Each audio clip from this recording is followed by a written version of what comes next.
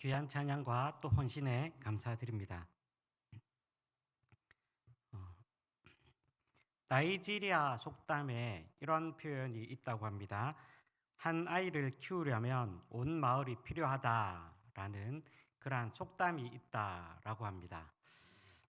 한 아이를 키우는 것이 얼마나 힘들고 어려운지를 잘 보여주는 그러한 표현이라고 할 수 있을 것입니다. 우리 교회학교 부서들에서 수고하시는 우리 선생님들과 함께 오늘 교사 헌신 예배로 같이 예배를 드리고 있습니다. 교사들을 위해서도 기도해 주시겠지만 주위에 있는 어린 아이들 많이 보내주시고 또 전도도 하시고 해서 우리 은성교회 교육부서가 부응할 수 있도록 기도해 주시기를 부탁드리겠습니다. 그리고 선생님들 만나시면 격려도 해주시고 또 여력이 되시면 교회학교 교사로도 같이 섬기시고 봉사하실 수 있었으면 참 좋겠습니다. 우리가 혹시 그 인터넷에서 하고 있는 넷플릭스에서 나온 드라마 중에 폭삭 소가수다라는 드라마가 요즘에 한창 인기가 있다고 합니다. 어떤 분들은 다 보셨을 수도 있고 또 아직 안 보셨던 분들도 있고 아니면 미디어를 통해서 이런 것이 있다라고 하는 분들도 아시는 분들이 많이 계실 것입니다. 거기 나오는 조연 중에 부상길이라는 사람이 나오곤 합니다. 이 부상길이라는 사람은 제주도에서 유지 중에 유지로 극 초반에는 여주인공과 맞선을 보기도 하고 이후에는 또 주인공 집안과 사돈이 되기도 하는 그러한 캐릭터로 나오는 인물입니다. 그 주인공의 이름이 부상길인데 그 나오는 캐릭터 이름이 부상길인데 미디어에서는 학시 아저씨로 많이 알려져 있습니다. 말끝마다 학시 욕하듯이 이렇게 얘기를 해서 이 주인공의 캐릭터가 학시 아저씨라고 그렇게 얘기를 한다곤 합니다. 그런데 이 엄청나고 이 캐릭터가 세고 사람들을 무시하고 또 사람들을 혼내는 또 사람들을 무시하는 역할로만 보였던 이 사람이 그 후반으로 가면 갈수록 사실은 자녀들을 아끼고 아내를 사랑하는 사람이었다라는 것을 알게 됩니다. 그러면서 그의 매력이 더 배가 되는 것 같습니다. 우리는 흔히 사람이 잘 안 바뀔 것이다 라고 그렇게 얘기를 합니다. 어떤 사람이 막말을 하고 사람을 함부로 대하는 사람이 갑자기 말투가 고와지고 모든 사람에게 친절해지면 우리는 속으로 그렇게 생각하곤 합니다. 어디 아픈가? 저 사람이 죽을 때가 다 됐나? 라는 생각을 하곤 합니다. 그만큼 사람이 참 변화되기 어려운 존재다라는 그러한 것을 반영하기도 합니다. 어, 우리는 예수님을 믿고 있습니다. 많은 사람들이 예수님을 믿어도 타고난 성격은 잘 바뀌지 않는다라고 합니다. 여러분, 어떻게 생각하십니까? 예수님을 믿으면 우리가 변화를 받게 됩니까? 네. 어떤 분은 예라고 할 것 같기도 하고 또 어떤 분은 아니요라고 대답할 것 같기도 합니다. 두 개 다 맞는 정답인데 우리가 타고난 혈액형을 바꿀 수 없이 우리의 타고난 본성이 바뀌기는 참 어렵습니다. 그러나 그 바탕 위에 세우는 우리 신앙의 집은 새로워질 수 있다라는 것입니다. 여러분 요한복음 3장에 나오는 니고데모의 이야기를 우리들이 잘 알고 있습니다. 한밤중에 예수님을 찾아왔던 니고데모는 누구든지 거듭나지 아니하면 하나님의 나라를 볼 수 없다라는 말을 예수님으로부터 듣게 됩니다. 거듭난다, 다시 난다라는 말을 한자로 표현한 것이 중생이다라고 하는데 하나님 나라에 들어가기를 원한다면 하나님 나라를 보기 원한다면 새로운 사람으로 거듭나야 한다라는 것입니다. 거듭난 사람, 예수님의 정신으로 영으로 새롭게 빚어진 사람, 자기 고집대로 살던 삶에서 벗어나 다른 사람을 위해서 살기로 택한 그러한 사람들이 거듭난 사람이다라고 할 수 있을 것입니다.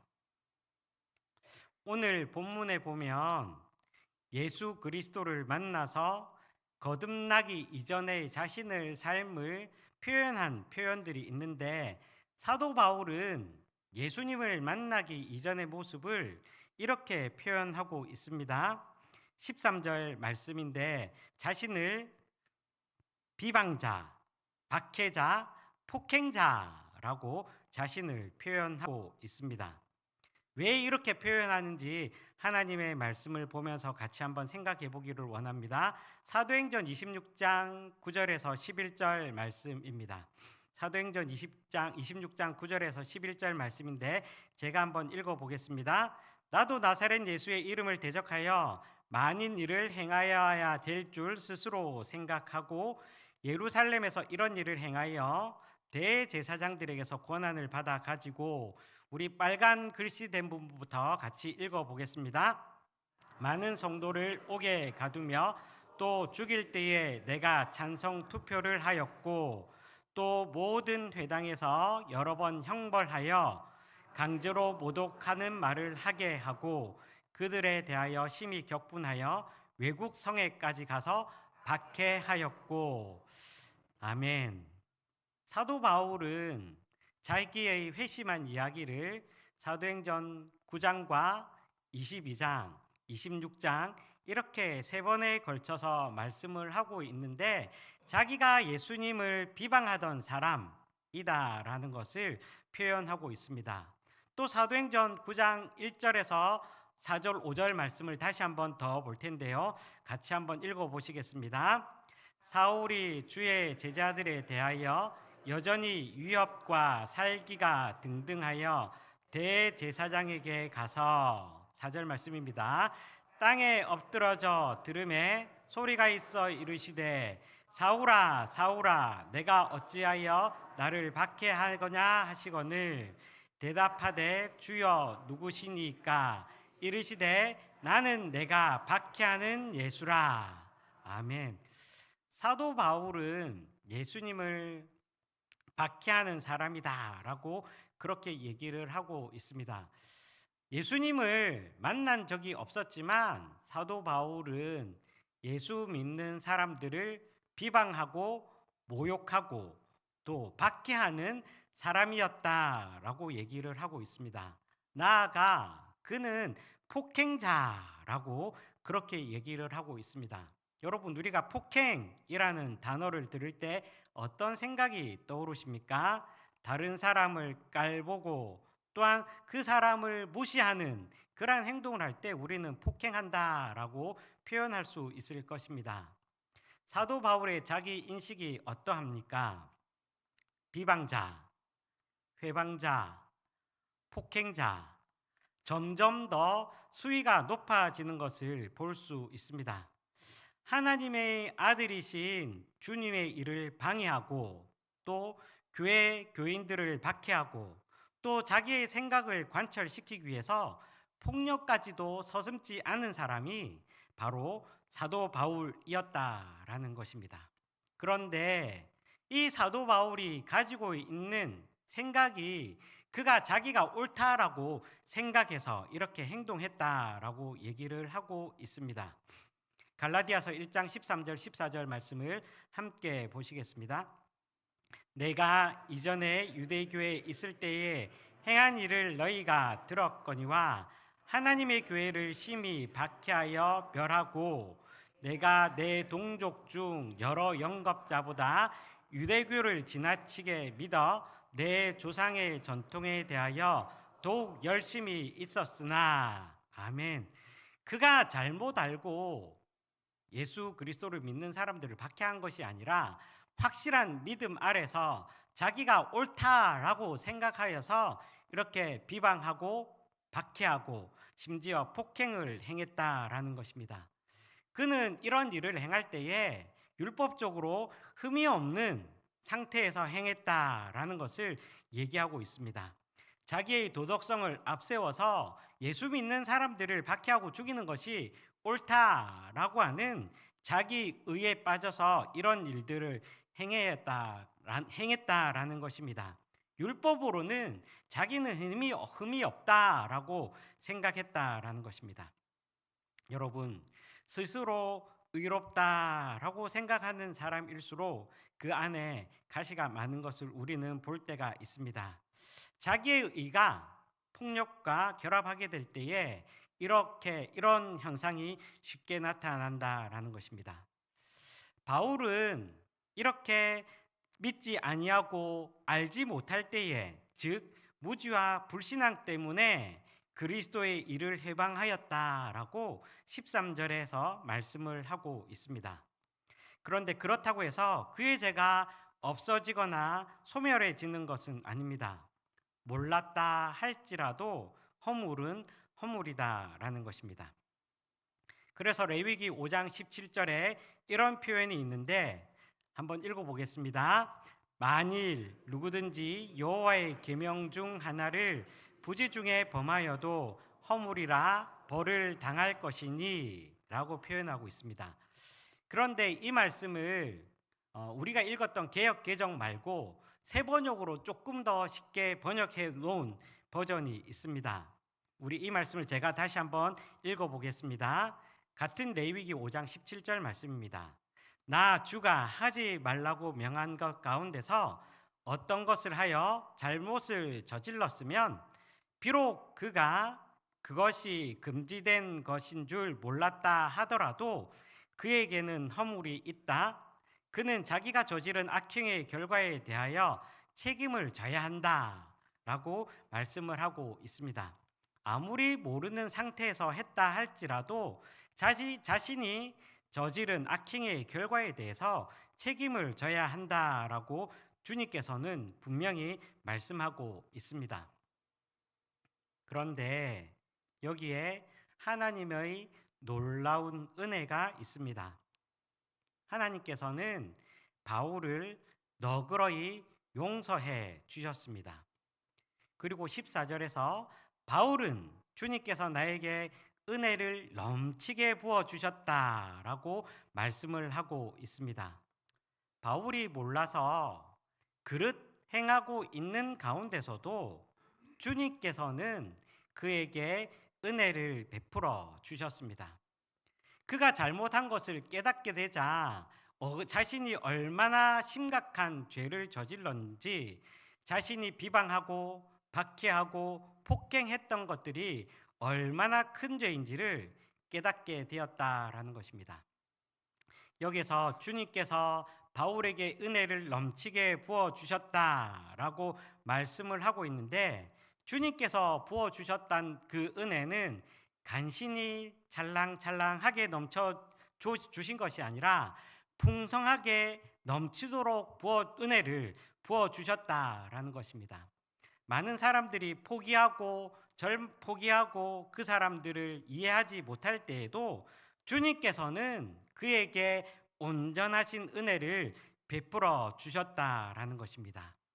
이 은혜를 깨달은 사도 바울의 고백이 어떠합니까? 그것은 주님께서 사도 바울로 하여금 믿음과 사랑을 누리게 하시기 위해서다라는 것을 사도 바울은 깨닫게 되었습니다. 그래서 사도 바울이 고백한 이 고백의 말씀을 우리는 다시 한번 읽어보기를 원합니다. 1장 15절 말씀입니다. 우리 말씀을 다 같이 목소리를 모아서 사도 바울의 심정으로 한번 읽어보겠습니다. 시작. 미쁘다 모든 사람이 받을 만한 이 말이여, 그리스도 예수께서 죄인을 구원하시려고 세상에 임하셨다 하였도다. 죄인 중에 내가 개순이라. 아멘. 사도 바울이 받았던 그 은혜가 무엇인가? 그것은 하나님께서 이 세상에 오셔서 나 같은 죄인을 구원하시기 위해서 은혜를 베풀어 주셨다라고 말씀을 하고 있습니다. 여기서 내가 죄인 중에 개수다라고 했는데 여기에서 쓰인 시제는 과거가 아니라 현재라는 사실을 우리는 기억해야 할 것입니다. 즉, 내가 하나님의 은혜를 깨닫고 있는 이 순간 내가 죄인 중에 괴수였다라는 것이 아니라 여전히 나는 죄인 중에 괴수, 죄인 중에 우두머리다라는 사실을 잘 인식하고 있다라는 것입니다. 그러기에 그는 다른 서신에서도 자신을 이렇게 표현하고 있는데 나는 사도들 중에 가장 작은 사도입니다 하고 얘기를 하고 있고, 또한 나는 모든 성도들 중에 지극히 작은 자라고 표현을 하고 있습니다. 언뜻 이 표현을 들으면 지나친 공겸손함이 아닌가라는 생각을 해보게 됩니다. 지나친 것은 부족한 것과 마찬가지로 문제가 있다는 것처럼 보입니다. 어떻게 보면 바울의 겸손 또 이러한 양보는 지나친 것처럼 보이기도 합니다. 하지만 그는 자기를 그럴싸하게 보이려고 자신을 낮추고 있는 것이 아님을 우리는 복음서를 통해서 서신서를 통해서 보게 됩니다. 압도적인 주님의 넘치는 그러한 은혜를 받은 경험한 사람은 바로 자신을 잃어버리고 자신을 부정하는 사람이기에 자신을 작은 자, 다른 사람보다 낮은 자라고 말할 수 있는 것입니다. 여러분, 바라기로는 사도 바울에게 임했던 이러한 넘치는 은혜가 우리 오늘 헌신 예배를 드리는 모든 선생님들과 또한 헌신을 다짐하고 있는 우리 모든 성도님들의 임하기를 주님의 이름으로 축복합니다. 주님께서 그러면 이러한 은혜를 주신 까닭이 무엇이겠습니까? 그것은 자신에게 주어진 소명을 발견하는 것이었습니다. 12절 말씀인데 12절 말씀을 제가 한번 읽어 보겠습니다. 나를 능하게 하신 그리스도 예수 우리 주께 내가 감사함은 나를 충성되이 여겨 내게 직분을 맡기심이니 라고 말씀하고 있습니다. 하나님께서 우리들에게 베풀어 주신 은혜가 무엇인가? 그것은 첫 번째, 부족함에도 불구하고 우리들에게 직분을 주셨다라는 것입니다. 그 직분이 무엇인가? 그것은 하나님 나라의 복음을 전파하는 것입니다. 하나님께서는 바울을 신실하게 여겨서 복음 전파의 임무를 맡기셨습니다. 그리고 사도 바울은 그 일에 최선을 다하였습니다. 온갖 어려움을 겪었지만 복음을 전파하는 그의 열정은 식을 수가 없었습니다. 고린도후서 11장 23절에서 27절 사이에 그가 복음을 전하면서 겪었던 여러 어려움들이 나오는데 옥에 갇히기도 하였고 또 매를 맞기도 하였고 태장을 맞기도 하였고 춥고 헐벗기도 하였고 많은 사람들에게 고난과 고초를 받았다라고 그렇게 표현을 하고 있습니다. 그럼에도 불구하고 사도 바울은 자기에게 맡겨진 직분을 잘 감당하였다라고 말씀을 하고 있습니다. 그러기에 사도 바울은 빌립보서 4장 12절 13절과 같은 믿음의 고백을 할 수 있는 것입니다. 빌립보서 4장 12절 13절 말씀입니다. 제가 읽어보겠습니다. 나는 비천에 처할 줄도 알고 풍부에 처할 줄도 알아. 모든 일 곧 배부름과 배고픔과 풍부와 궁핍에도 처할 줄 아는 일체의 비결을 배웠노라. 13절 말씀 같이 읽어보겠습니다. 내게 능력 주시는 자 안에서 내가 모든 것을 할 수 있느니라. 아멘. 고린도전서 15장 10절에서는 또 그의 믿음의 고백을 이렇게 하고 있습니다. 우리 다 같이 한번 읽어 보시겠습니다. 그러나 내가 나된 것은 하나님의 은혜로 된 것이니 내게 주신 그의 은혜가 헛되지 아니하여 내가 모든 사도보다 더 많이 수고하였으나 내가 한 것이 아니요 오직 나와 함께 하신 하나님의 은혜로라. 아멘. 여러분, 하나님께서 우리들에게 은혜를 베풀어 주셨습니다. 그런데 오늘 방금 읽었던 고린도전서 15장 10절의 말씀을 보니 그의 은혜가 헛되지 아니하였다라고 말씀을 하고 있습니다. 여러분, 하나님의 은혜가 헛되이 되지 않았다. 사도 바울은 고백하고 있습니다. 여러분, 우리는 이 고백 앞에 다시 한번 우리의 옷깃을 여밀 수 있어야 할 것입니다. 하나님께서 우리들에게 은혜를 주셨는데, 저희에게, 저 교사에게, 저 집사님에게 나의 일을 맡겼는데 헛되지 않았구나 라고 했던 사도 바울의 고백을 다 같이 고백하실 수 있는 우리 선생님들과 우리 직분자들이 되시기를 주님의 이름으로 축복합니다. 나는 어떠한가? 라는 그러한 자책성 질문이 아니라 하나님께서 나에게 맡겨주셔서 내가 열심히 감당했습니다 라고 고백할 수 있는 우리 성도님들이 되시기를 주님의 이름으로 축복합니다. 두 번째로는 하나님께서 바울에게 주신 소명, 두 번째는 바울은 자신이 하나님이 오래 참으시는 사랑의 본보기임을 깨달았다라는 것입니다. 사도 바울은 죄인을 변화시키는 하나님의 능력의 한 사례를 보여주었다라는 것입니다.